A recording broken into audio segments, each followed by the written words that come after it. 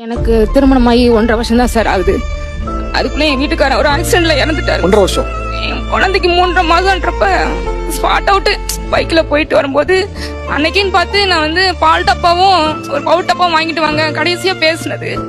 அது வாங்க போனவரு ரிட்டர்ன் வரும்போது யாரோ பசங்க கூட்டு போய் அவங்கள இது பண்ணி குடிக்க வச்சு வண்டி ஓட்டிட்டு வரும்போது ஸ்பாட்ல அப்படியே இறந்துட்டாருங்க சார். அதனால இப்ப எங்க பெரியம்மா கூட தான் இருக்கேன். எங்க அம்மா அப்பா எனக்கு இல்லைங்க சார்.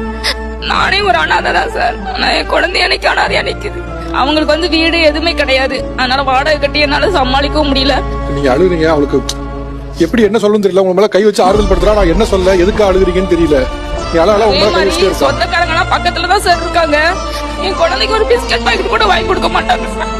உண்மையிலுமே சார் அப்படியே பாத்துட்டு அப்படியே பார்க்காத மாதிரி போவாங்க. என் குழந்தை அந்த வீட்டுக்கு போயிட்டாலும் போ வீட்டுக்கு போ அப்படின்னு சொல்லி அமுச்சு விட்டுருவாங்க சார் என் குழந்தைய.